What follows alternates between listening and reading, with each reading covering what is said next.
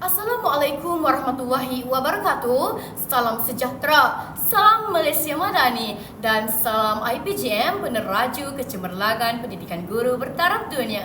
Yang dihormati pensyarah yang saya sanjungi serta rakan-rakan seperjuangan yang saya muliakan. Beradanya saya di sini bukan sekadar menutur kata, tetapi untuk mengajak kita berfikir dengan mata hati, menilai dengan akal budi dan bertindak dengan hikmah dalam menghadapi satu realiti dunia moden yang semakin mencabar, yakni dunia media sosial. Sesungguhnya, media sosial kini bukan sekadar ruang perkongsian gambar dan video, tetapi cerminan sikap, nilai dan tamadun bangsa. Maka, tajuk pidato saya pada hari ini ialah media sosial, cerminan diri bangsa di alam maya. Hadirin yang saya hormati, media sosial bukan lagi sekadar alat komunikasi. Ia kini telah menjadi dunia kedua bagi hampir setiap rakyat Malaysia. Menurut Suruhanjaya Komunikasi dan Multimedia Malaysia, lebih 90% rakyat Malaysia menggunakan media sosial pada setiap hari, sama ada untuk berinteraksi, berkongsi pandangan, mencari maklumat atau sekadar hiburan. Platform seperti TikTok, Instagram, Facebook, Twitter dan YouTube menjadi sebahagian daripada kehidupan seharian kita. Ia mengubah cara kita berhubung, cara kita berfikir dan cara kita bertindak. Namun, dalam keterujaan menekan butang suka dan kongsi, kita sering terlupa bahawa media sosial bukan sekadar ruang maya kosong, ia adalah cerminan kepada jiwa, budi dan bangsa kita sendiri. Pendeta Zabah pernah berkata bahawa bahasa itu menunjukkan fikiran bangsa. Jika bahasa yang digunakan di media sosial penuh kesat dan cela, apakah itu gambaran fikiran bangsa kita?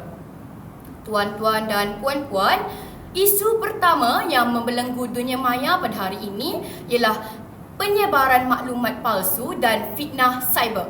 Dalam era maklumat tanpa sempadan, satu ciapan palsu di internet mampu menjatuhkan maruah seseorang, mencetuskan panik, malah menggugat perpaduan nasional.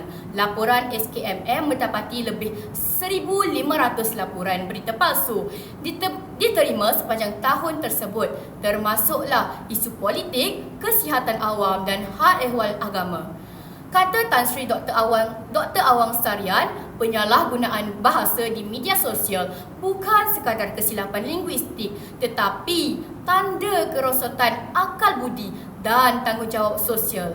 Oleh itu, sebelum kita menekan butang kongsi, tanyalah diri kita 3 perkara. Benarkah? Berfaedahkah? Beradabkah? Kerana dalam dunia digital ini, kerana pulut santan binasa, kerana mulut badan binasa, dan dalam konteks media sosial ini, kerana jari maruah binasa. Hadirin sekalian, isu kedua yang kian meruncing ialah buli cyber dan kehilangan nilai kesantunan bahasa. Kita sering membaca komen yang menghina rupa, memperlekehkan pendapat dan menjatuhkan maruah seseorang hanya kerana perbezaan pandangan. Kajian oleh Cyber Security Malaysia mendapati bahawa hampir 68% remaja di negara ini pernah mengalami atau menyaksikan buli cyber. Profesor Dr. Nik Safiah Karim menegaskan bahawa bahasa mencerminkan adab dan budaya bangsa. Apabila kesantunan itu lenyap daripada bahasa, maka lenyap jugalah maruah bangsa yang menuturkannya. Dalam erti komunikasi berhemah, kebijaksanaan lidah tidak terletak pada kepantasan menulis, tetapi pada kehalusan berfikir sebelum kita menulis. Kita boleh berbeza pendapat, tetapi jangan berbeza nilai kemanusiaan. Isu ketiga pula, saudara-saudari sekalian, Kajian oleh Universiti Malaya menunjukkan bahawa rakyat Malaysia menghabiskan purata 6 hingga 8 jam sehari di media sosial sahaja. Bayangkan sepertiga daripada masa harian kita digunakan hanya untuk menatap skrin. Fenomena ini melahirkan masyarakat yang cepat menilai tetapi lambat untuk memahami, cepat menaip tetapi perlahan untuk berfikir. Akibatnya, pelajar kehilangan fokus, pekerja kehilangan produktiviti dan keluarga kehilangan masa yang berkualiti. Menurut Kementerian Kesihatan Malaysia pada tahun 2023, ketagihan media sosial juga menyumbang kepada tekanan emosi dan gangguan tidur dalam kalangan remaja. Dalam konteks komunikasi berkesan, keseimbangan amat penting. Media sosial seharusnya menjadi jambatan yang merapatkan hubungan, bukan tembok yang memisahkan manusia daripada realiti. Baiklah tuan-tuan dan puan-puan yang dimuliakan, isu keempat yang kita akan kongsikan pada hari ini ialah bahasa ialah lambang jiwa bangsa.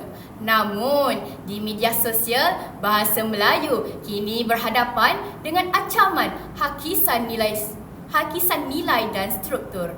Ungkapan seperti tuan, puan, encik semakin jarang digunakan, diganti dengan bro, sis, weh dan pelbagai singkatan asing. Malah, bahasa rojak kini menjadi norma hingga kita tidak sedar bahawa keindahan bahasa Melayu semakin luntur di layar skrin. Dewan Bahasa dan Pustaka menegaskan bahawa penggunaan bahasa rojak dan tidak gramatis di media sosial menyumbang kepada kemerosotan kecekapan berbahasa dalam kalangan generasi muda.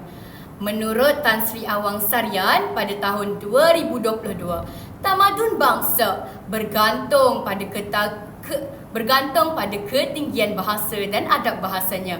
Jika bahasa kita dipermudah sehingga hilang makna, maka hilanglah jati diri bangsa di pentas global. Oleh itu, dalam berkomunikasi di media sosial, marilah kita mengekalkan kesantunan, keindahan dan keaslian bahasa Melayu. Biarlah kita moden pada teknologi sahaja, tetapi tetap klasik pada budi bahasa kita. Hadirin sekalian, kita tidak dapat menafikan bahawa dunia pada hari ini sedang dikuasai oleh satu kuasa baru, iaitu kuasa pempengaruh.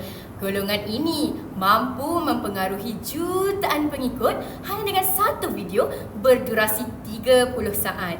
Namun, tidak semua pempengaruh membawa manfaat. Ada yang menormalisasikan gaya hidup mewah tanpa usaha dan menyebarkan bahasa kesat atas nama jujur dan menjadikannya konten berbau gosip sebagai hiburan harian. Menurut kajian SKMM, hampir 70% pengguna media sosial di Malaysia mengakui mereka percaya kepada maklumat yang disampaikan oleh pempengaruh lebih daripada media rasmi. Fenomena ini membimbangkan kerana ia mengubah sumber autoriti daripada pakar kepada populariti. Kata Tan Sri Awang Sarian, apabila kata-kata orang berpengaruh tidak berpaksikan ilmu, maka lahirlah masyarakat yang cerdas jari tetapi tumpul fikirannya. Pempengaruh seharusnya menjadi pendidik sosial, bukan sekadar pencetus sensasi. Sebagai pengguna pula, kita mesti belajar daripada penapis, bukan penyerap. Janganlah setiap kata selebriti dan pempengaruh kita telan bulat-bulat tetapi tidak tapis dengan nilai, akal dan budi bahasa. Tuan-tuan dan puan-puan, dalam keterbukaan media sosial, satu lagi isu yang semakin genting ialah pencerobohan privasi dan keselamatan data peribadi. Berapa ramai antara kita yang tanpa sedar berkongsi gambar kad pengenalan, lokasi semasa atau maklumat keluarga di media sosial.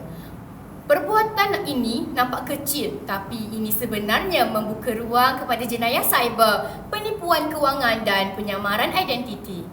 Menurut laporan Cyber Security Malaysia, kes penipuan dalam talian meningkat sebanyak 45% berbanding tahun sebelumnya dan sebahagian besar berpunca daripada maklumat peribadi yang dikongsi secara terbuka.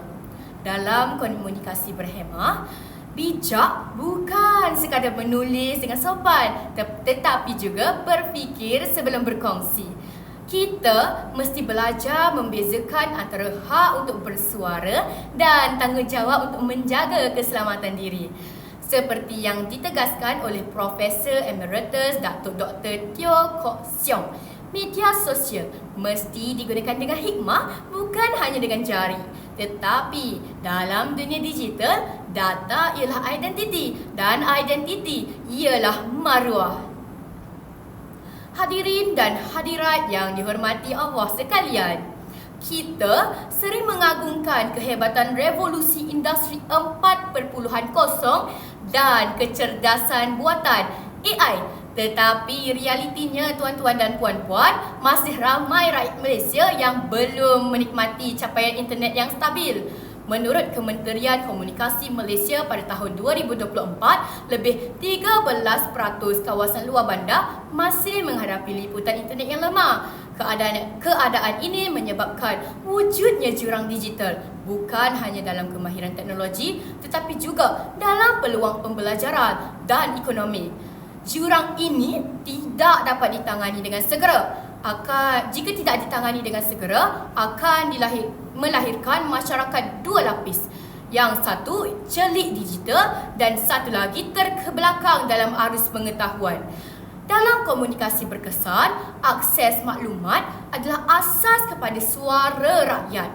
Jika sesetengah pihak tidak mampu bersuara kerana tiada jaringan, maka suara bangsa tidak akan tempang. Oleh itu, usaha kerajaan melalui Pelan Jalinan Digital Negara Jendela harus disokong dengan penglibatan aktif masyarakat dan institusi pendidikan agar setiap anak Malaysia dari Kuala Lumpur hingga ke pedalaman Sabah dan Sarawak mampu menjadi warga maya yang berpengetahuan dan beradab. Hadirin yang saya muliakan, isu terakhir namun paling mendalam ialah krisis nilai dan normalisasi ketidaksopanan di media sosial. Kita kini hidup dalam era yang mengangkat kebebasan bersuara tanpa memahami batasnya. Perkataan jujur dijadikan alasan untuk biadab dan realistik dijadikan justifikasi untuk menghina. Nilai-nilai murni seperti hormat, kesyukuran dan empati semakin dipandang remeh. Padahal, seperti yang diungkap oleh Pendeta Zakbar dalam karya Perangai Bergantung pada Diri Sendiri, bahasa yang kasar membawa kepada budi yang liar. Krisis nilai ini tidak boleh dipulihkan hanya dengan undang-undang, tetapi mesti dimulakan dengan pendidikan jiwa dan rohani. Kita perlu kembali kepada akar budaya Melayu yang mengutamakan kesantunan dalam tutur kata dan menghormati perbezaan dengan tenang dan bijaksana. Tuan-tuan dan puan-puan hadirin yang dimuliakan sekalian, setiap masalah pasti ada jalan penyelesaiannya. Maka, marilah kita bersama-sama membina dunia maya yang bukan sekadar pintar tetapi juga beradab. Yang pertama, pendidikan kesantunan digital oleh Kementerian Pendidikan dan Kementerian Pengajian Tinggi. Ia boleh diperkenalkan melalui modul khusus tentang kesantunan digital di sekolah dan universiti. Melalui pendekatan ini, pelajar akan memahami bukan sahaja cara menggunakan media sosial tetapi juga etika dan tanggungjawab di sebaliknya. Kempen kesedaran oleh Dewan Bahasa dan Pustaka dan SKMM juga boleh diperluaskan. Misalnya, kempen kesopanan digital dengan slogan berbahasa yang mudah diingat seperti berbahasa tanda berbudi. Kempen ini boleh menggalakkan rakyat untuk melaporkan buli cyber dan fitnah secara aktif. Dan yang ketiga, media sosial boleh menjadi ladang pahala sekiranya digunakan dengan niat yang betul. dengan cara berkongsi ilmu, berkongsi inspirasi dan juga berkongsi nilai yang positif. Ciptalah kandungan yang mengangkat maruah bangsa Melayu, bukan yang merendahkannya. Dan yang keempat, amalkan etika berkomunikasi 5 jari. Yang pertama, ibu jari sebagai tanda setuju, bukan mencaci. Jari telunjuk sebagai tunjuk ajar, bukan menuding marah. Jari tengah sebagai kawal ego, bukan menonjol diri. Jari manis, budi bahasa yang manis, bukan sinis. Jari kelingking, rendah diri, lembut tutur katanya. Jika setiap pengguna mengamalkan 5 jari kesantunan, maka dunia digital akan menjadi ruang yang sejuk dan budi dengan indah, dengan makna. Tuan-tuan dan puan-puan, hadirin yang dihormati Allah sekalian, media sosial adalah pedang bermata dua. Ia boleh menjadi alat membina tamadun atau senjata yang meruntuhkan maruah bangsa. Segalanya bergantung pada tangan yang menaip dan hati yang memandu. Dalam dunia maya tanpa sempadan, kita perlu sedar bahawa kesantunan ialah perisai bangsa kita. Seperti kata Awang Sarian, maju bangsa bukan kerana banyak kata, tetapi kerana indah tutur dan santunnya. Maka, marilah kita menjadi warga digital yang berakal dan beradab, yang berani bersuara tetapi tetap santun dalam tutur. Gunakanlah media sosial bukan untuk membakar perpecahan, tetapi untuk menyalakan cahaya ilmu dan kasih sayang sesama manusia. Kerana akhirnya, kemajuan sebenar bukan diukur pada bilangan pengikut atau tanda suka, tetapi pada nilai diri dan budi bahasa yang kita tinggalkan dalam jejak digital kita. Sekian, wabillahi taufiq wal hidayah. Wassalamualaikum warahmatullahi wabarakatuh. Terima kasih.